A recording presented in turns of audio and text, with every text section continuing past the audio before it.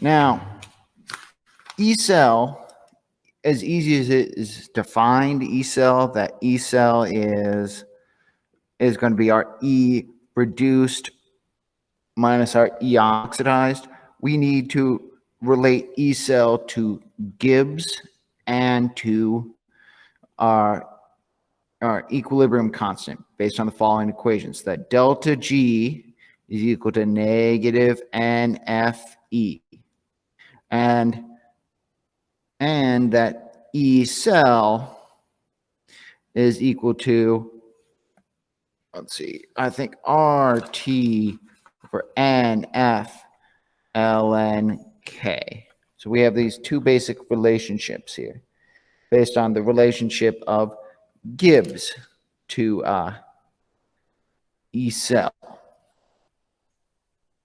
Now, to do this, the one thing you have to watch out for units, and you need to know Faraday's constant. However, on a test, you would typically be given Faraday's constant. 96485, that's joules per, mole volt.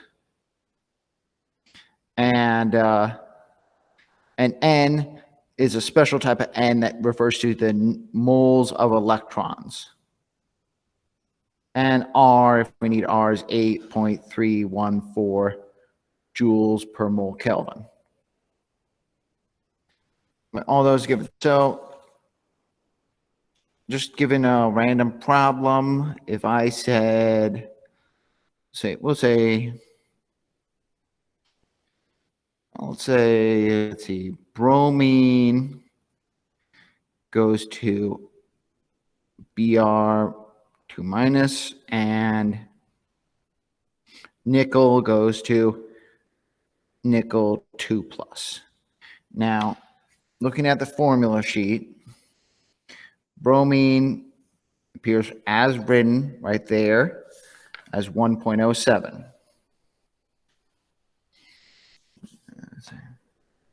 Nickel, let's see, is it right there, opposite as written at, if I'm reading that right,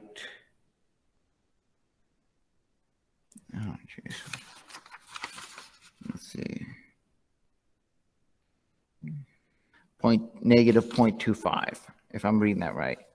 So we have negative 0.25. So to calculate our E cell, it's going to be the reduced minus the oxidized. So this one is the opposite, so we subtract that. So the E cell would be 1.32 volts. That's all straightforward. Now, because this guy is a 2 plus loss, and this guy is a 2 electron gain, the moles of electrons are 2. To calculate our delta G, we would say negative 2 times 96485 times our 1.32.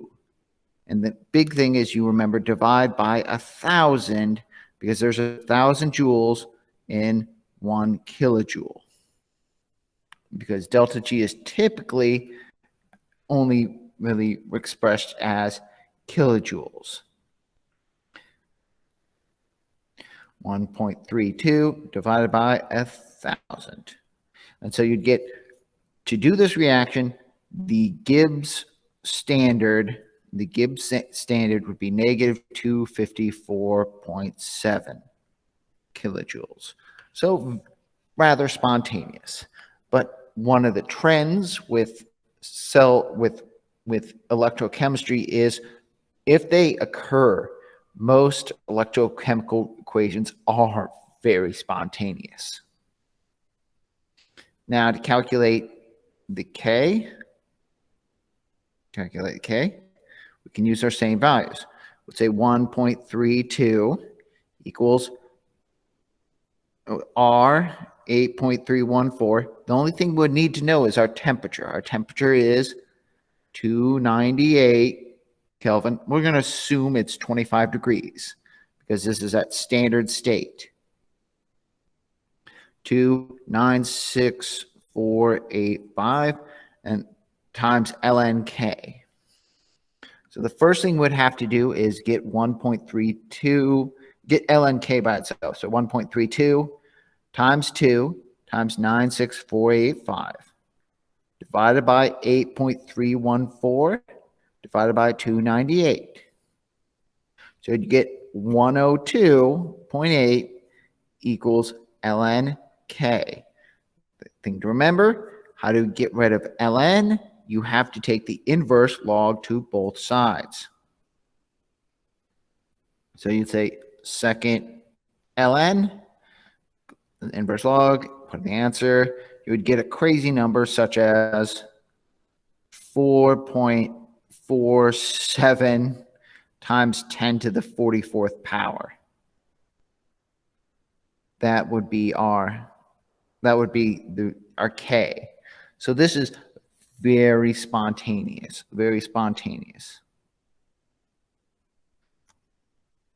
Of course, looking at what our K expression would actually read, K would be BR minus squared, and nickel 2 plus.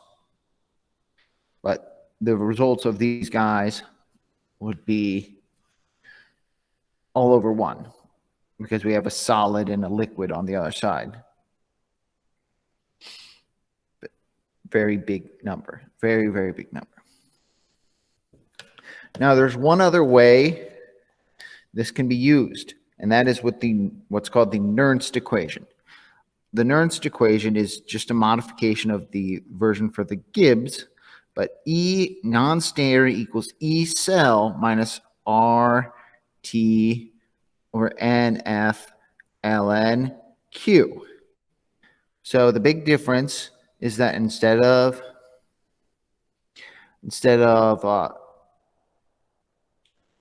K, we're looking at, we have our Q value. Let's take the same problem.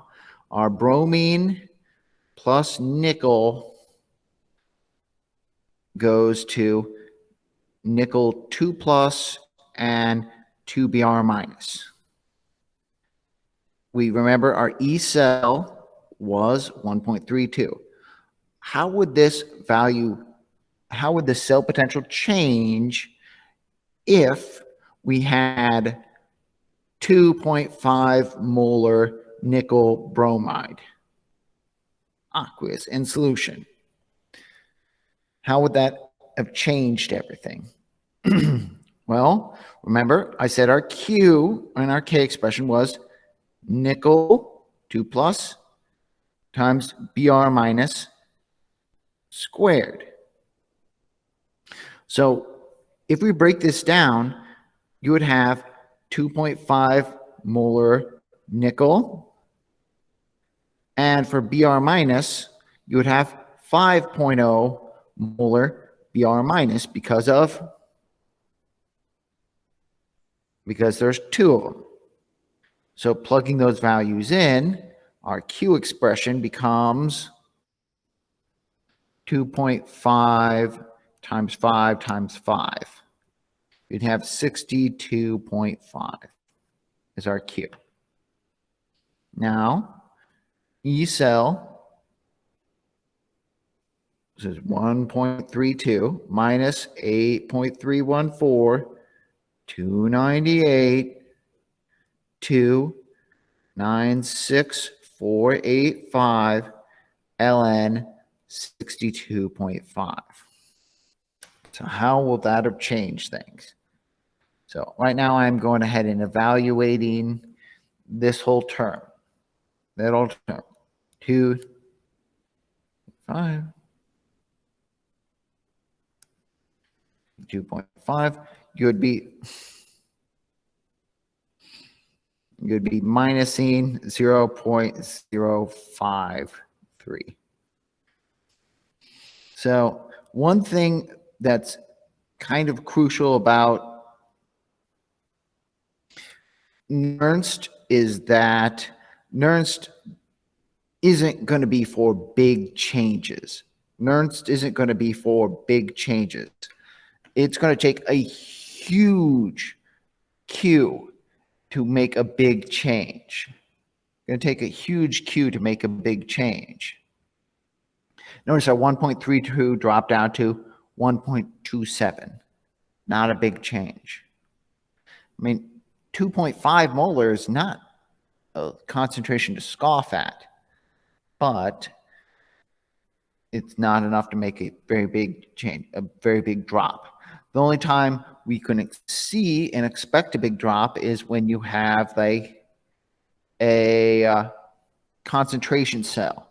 Concentration cell is when you have two sides of the same half reaction are the same. So instead of having Br2 and nickel, maybe you had Br2 goes to 2Br on one side, and then you had 2Br minus goes to Br2 on the other side.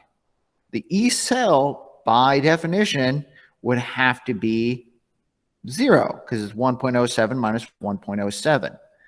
But if the concentrations of this bromine are different from the concentration of this bromine, then that plays around with our Q. And if it plays around with our Q, it's going to play around with our minus RTNF LNQ. And so the reduction potential is created entirely by concentration differences, thus the term concentration cell. But once again, we're going to have a relatively big change. If one of these is 5 molar and one of these is 0.1 molar, so let's say 5 over 0.1 and then squared, I mean, then you would have what effect? Times 8.314 times 298 divided by 2.6485. You would have an effect of 0.1 volt. You would have an effect of 0.1 volt if one was 5 molar and one was 0.1 molar. So it takes a pretty big concentration difference still to make a big change.